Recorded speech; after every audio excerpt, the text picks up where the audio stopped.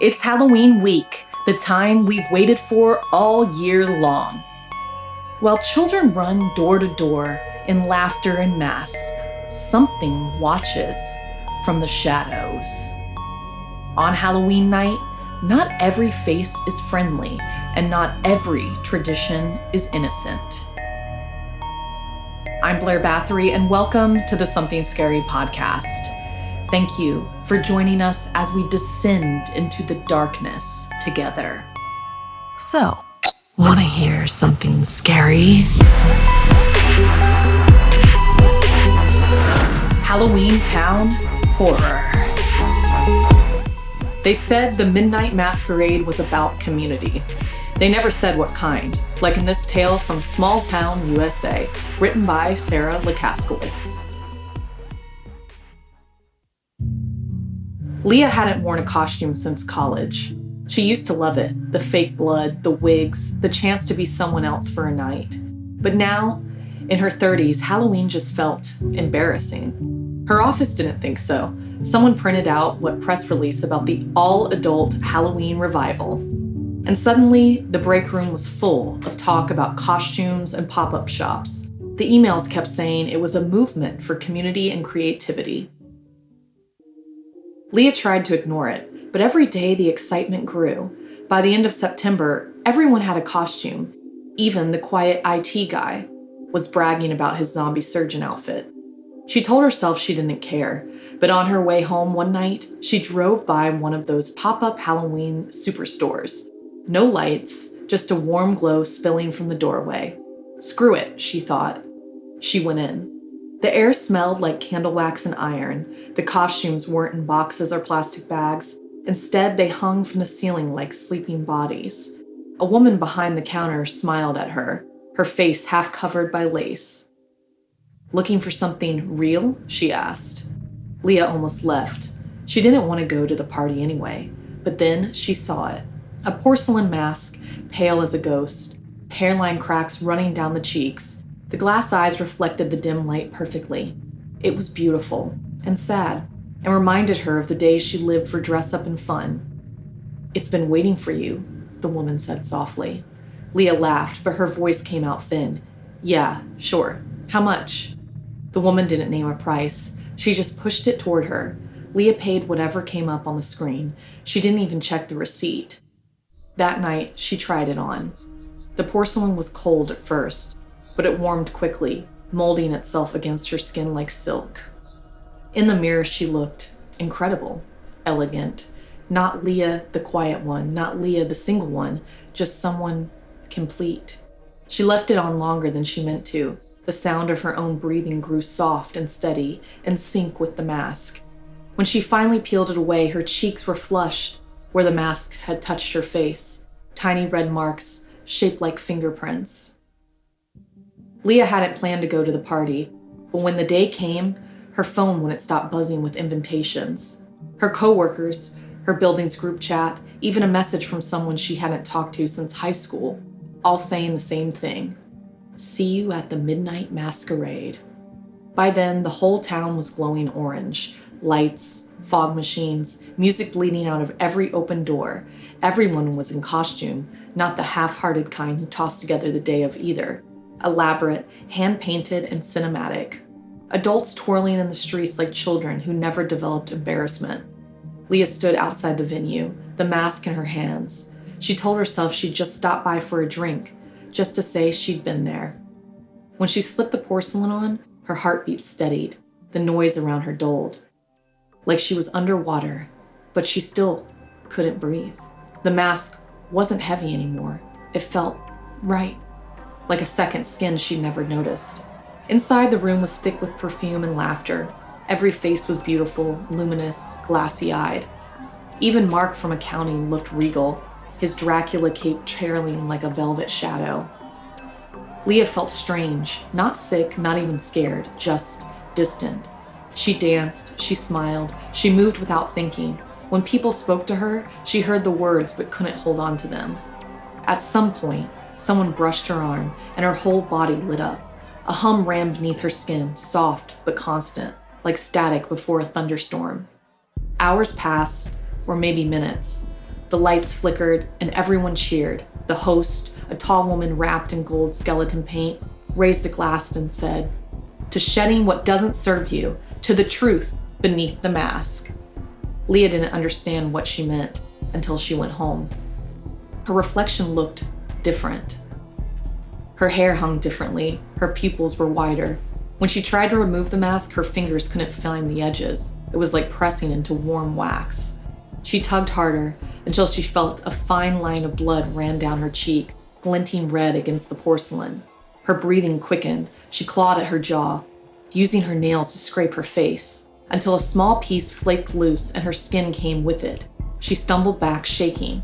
Under the broken edge, the flesh wasn't raw. It was smooth, white, cold. She pressed her hands over her mouth to stop herself from screaming, but the sound never came. Her throat swallowed, her chest heaved, but no air escaped. And when she looked again, her reflection smiled, not kindly, not cruelly, just satisfied. When Leah woke up, sunlight cut through the blinds like blades. Her body ached. The sheets were stiff with dried blood. She reached for her face and froze. The mask was still there, smooth, seamless, unyielding. Her mouth moved underneath, but she couldn't feel her lips. Her voice came out like a breath. No sound, not even a whisper. Panic crawled up her throat. She stumbled from bed, knocking over a glass of water. The crash was sharp. Her ears rang, but everything else was silent. No birds, no traffic, not even the hum of her fridge. She tore through her drawers for scissors, a knife, something to pry it off. But when she pressed the blade under her chin, she couldn't find the edge of the mask. Porcelain pulsed, warm, alive. She dug at the side of her face, where the mask edge shield had been, but the metal blade snapped in half.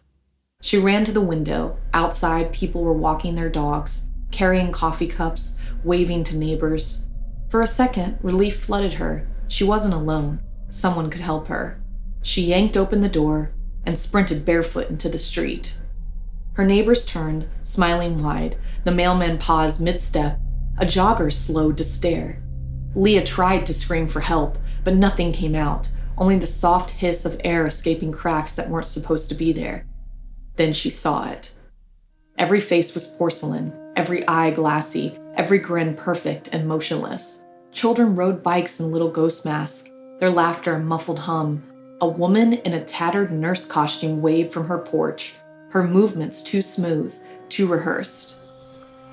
Across the street, Mark from accounting raised a hand, the same practiced smile etched across his gleaming white face. "Morning, Leah," he mouthed. "Isn't it beautiful?" She staggered back, shaking her head, but the air itself felt waxen and silent. Down the block, a delivery truck idled. Its side read, "Halcyon Costumes Community Partner." A driver in a porcelain mask stepped out, humming. He left a crate on someone's doorstep. It was stamped with a familiar slogan, "Once worn, never forgotten." Leah fell to her knees, her breath fogging inside the mask. The porcelain around her mouth cracked again, not from fear, but from the slow, widening shape of her smile. You know, I get why Leah wanted to feel like someone else for a night.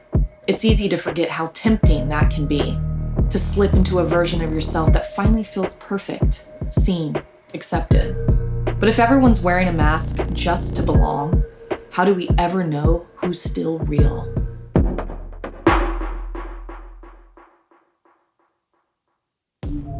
Hey y'all, so I have been talking about my film Rim that I wrote and directed for a year, but guess what? As a special Halloween treat, you are all going to have the opportunity to see the film with me and possibly a few special guests this Thursday night, October 30th at 7 p.m. Eastern Standard Time on YouTube at Snarled. I'll be there as the director to introduce the film, and then we'll screen it, and afterwards we'll do a quick Q&A.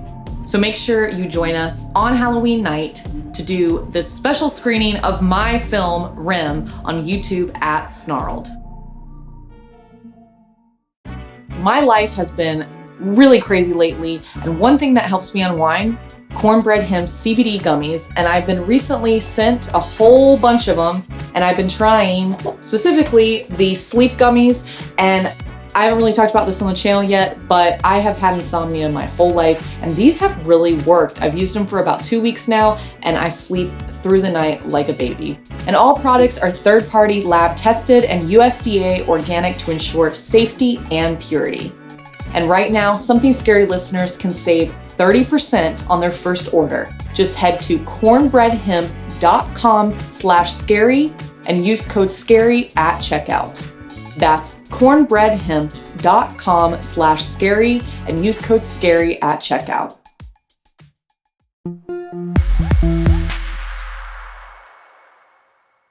Some decorations aren't as innocent as they look, like in this account from the sister of the deceased.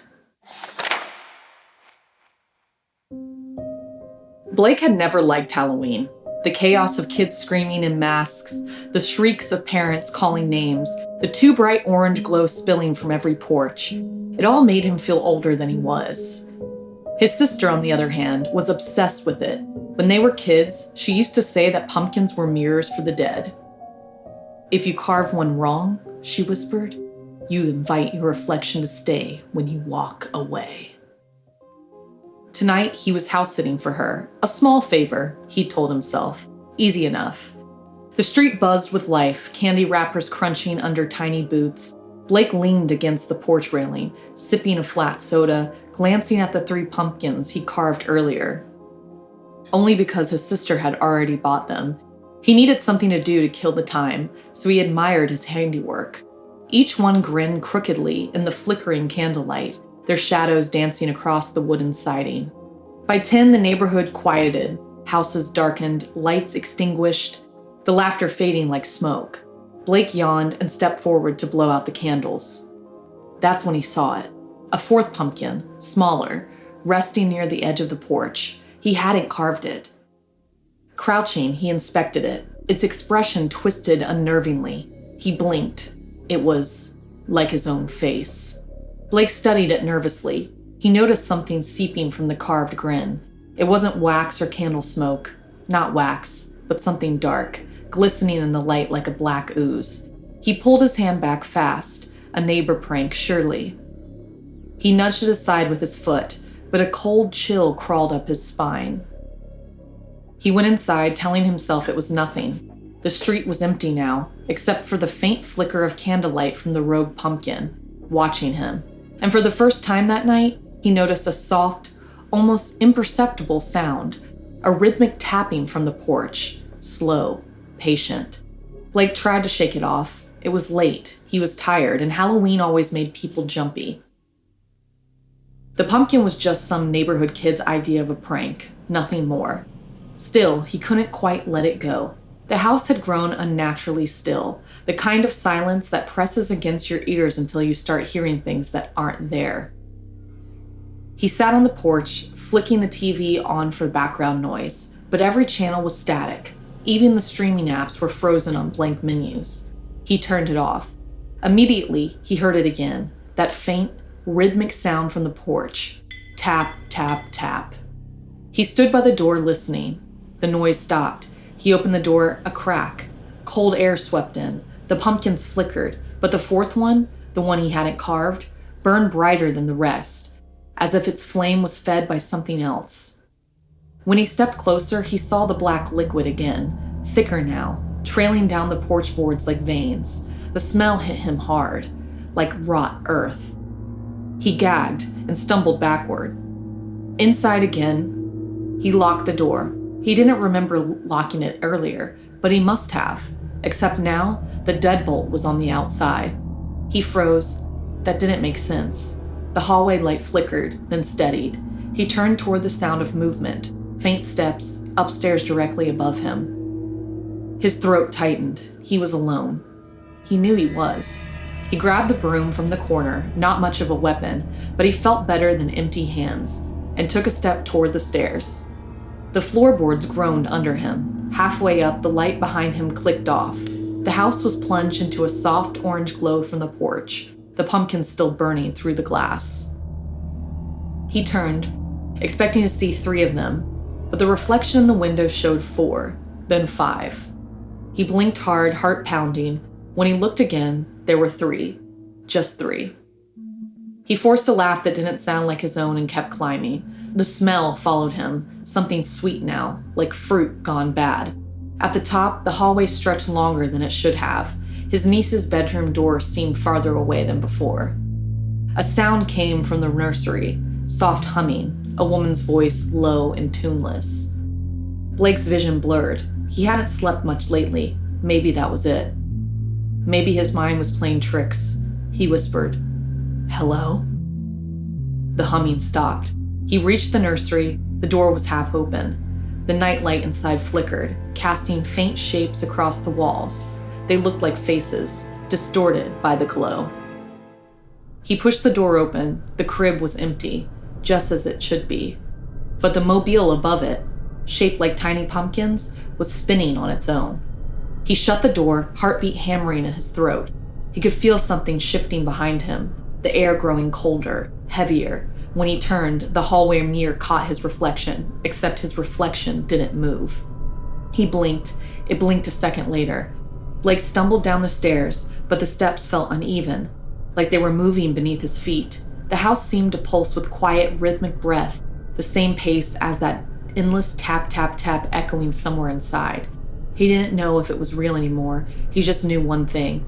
The candles on the porch hadn't gone out, and no matter where he stood, he could still see the fourth pumpkin's grin, glowing through the window, perfectly aligned with his own. He forced himself forward. The bedroom door swung open, empty, the bed neatly made, toys in place. Relief surged, but only for a moment. He glanced into the hallway mirror. There it was, another pumpkin, the same one, at the foot of the stairs. Candlelight flickered, revealing the same twisted grin, his face again. His knees went weak. The front door creaked open, slow, deliberate, though he hadn't touched it. And then he heard it, unmistakable now, the scraping shuffle from the porch and the tap, tap, tap inside the house. Blake stumbled backward, chest heaving. The pumpkin on the stairs seemed to lean toward him, its grin widening impossibly. The candle sputtered, smoke curling upward like black fingers. Something shifted in the shadows, a presence. Every moment Blake had made, every step upstairs, every turn inside the house, the pumpkin had mirrored him, traced him, claimed him. A cold dread sank into the bones as he realized Halloween wasn't about children, candy, or laughter tonight. Halloween was about him. And the pumpkin had waited. The last flicker of candlelight revealed the final truth, the grin now perfectly aligned with his own, and from the darkness, a whisper, or maybe just a thought, echoed. Next year, we carve together. Blake froze, trapped in a house that was no longer his own. Outside, the street remained silent. Inside, something ancient, patient, and impossibly knowing had chosen him. The night and the pumpkins had only just begun. Poor Blake. Maybe this year, his sister was right all along. Sometimes the things we call traditions are really warnings we've just learned to ignore. Have you ever done something just for fun, only to wonder later if you might have invited something in?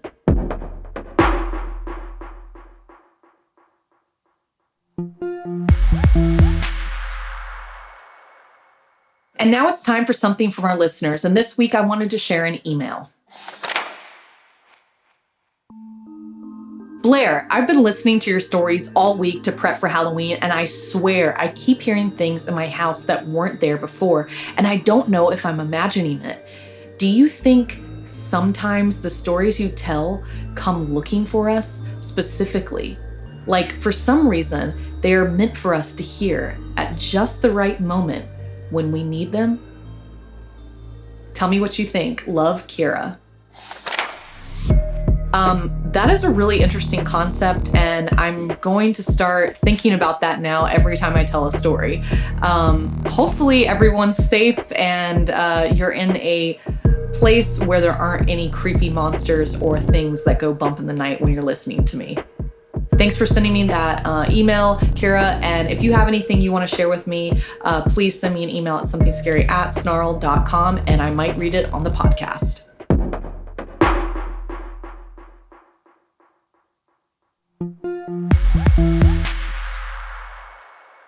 Not all childhood friends stay small. Some grow in ways you can't escape, like in this story, An Encounter from Noelle Haynes.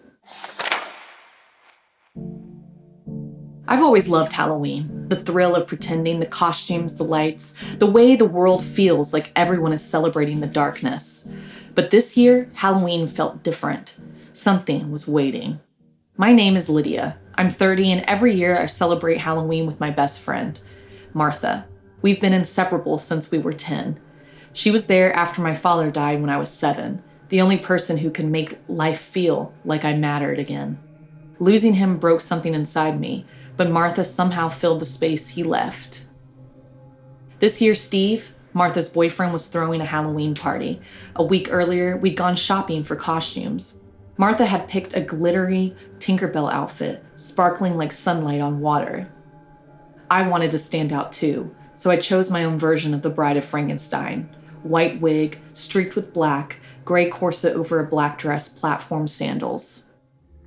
The costume shop smelled of cheap perfume and plastic.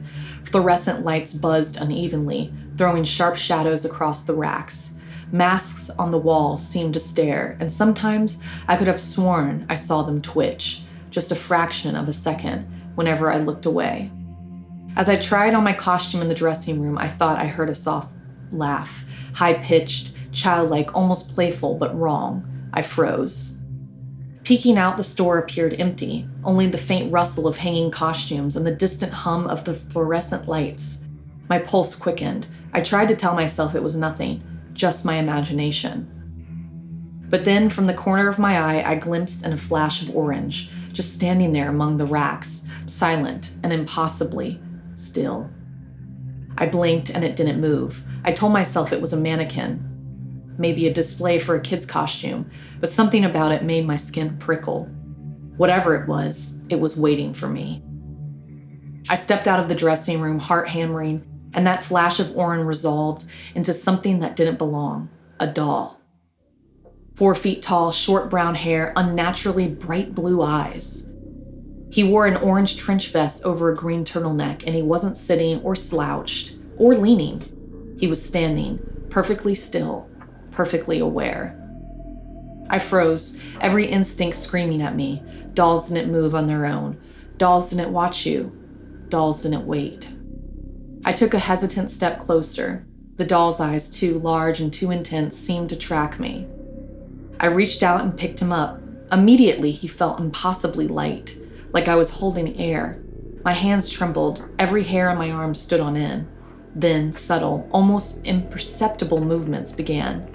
A tilt of the head when I blinked, fingers curling slightly, lips twitching, my stomach dropped.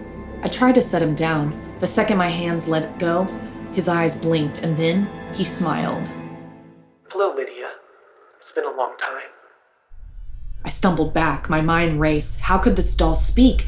How could he know my name? He spoke again, voice low and raspy, like dry paper scraping over a whispering wind. You created me, remember? Panic clawed at me. I wanted to run, but my legs refused to obey. My vision darted to the corners of the store. Lights flickered, shadows stretched and twitched unnaturally, and the hum of the fluorescent bulbs seemed louder, vibrating through my skull. I wanted to convince myself I was imagining it. Dolls didn't do this. Dolls didn't move, didn't breathe, and didn't know your secrets.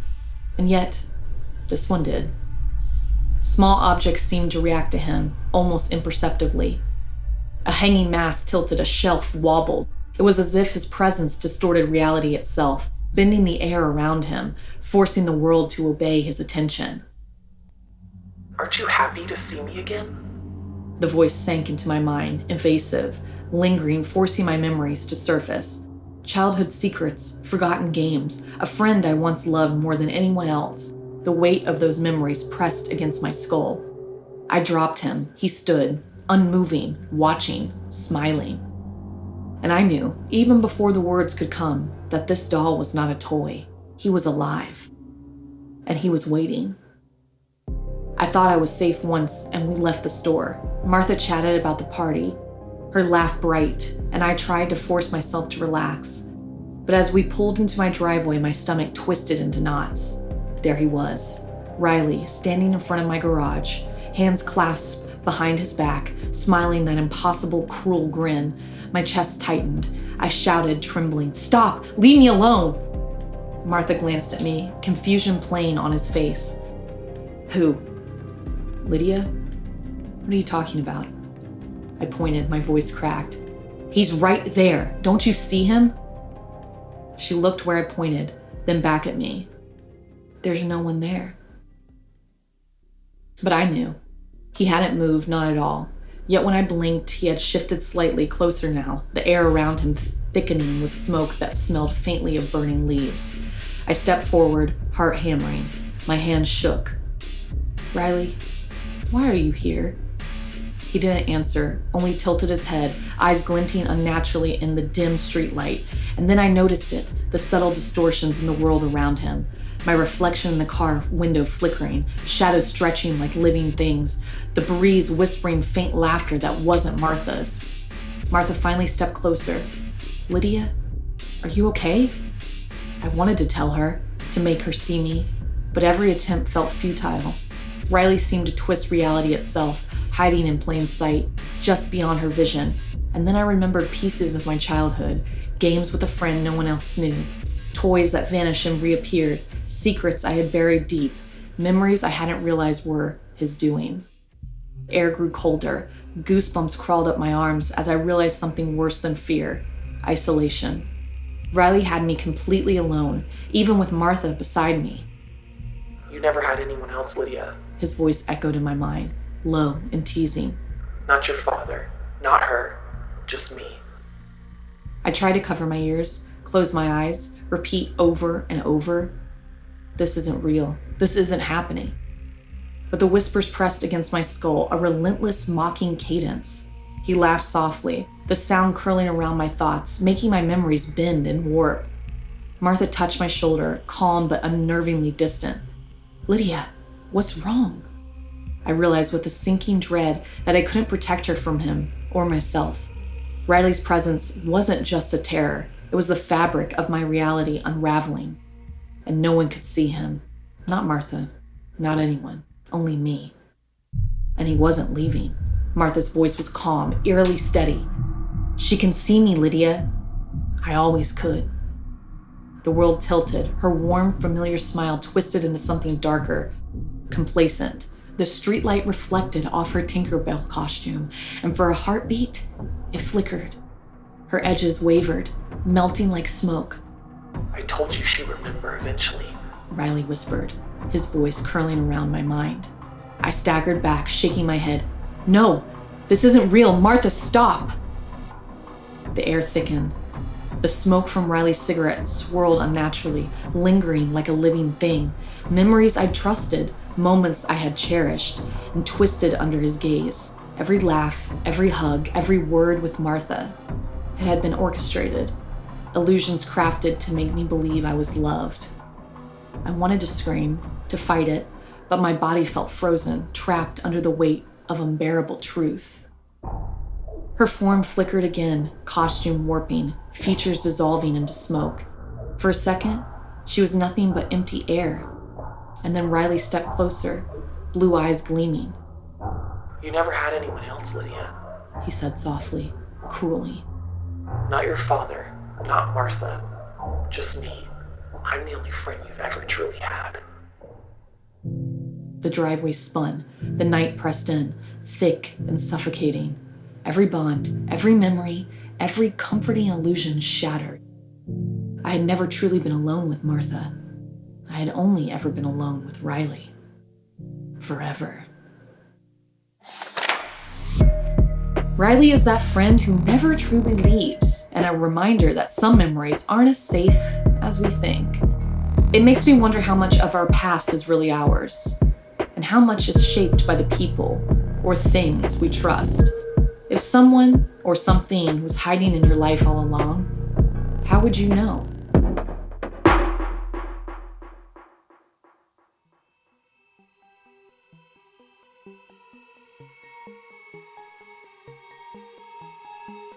Has anyone else had a terrifying or supernatural experience on Halloween night? Tell us your story by sending us an email at somethingscary@snarled.com. And happy Halloween. Don't forget to subscribe on YouTube at Snarled so you never miss an episode creeping your way. All right, until next time, sweet screams, witches. This week's podcast stories were edited by Sarah Lukasiewicz, narration by Blair Bathory, audio edited and mixed by Calvin Linderman. Produced by Fitz Harris. Executive produced by Gail Gilman. Music by Sapphire Sindalo and Calvin Linderman.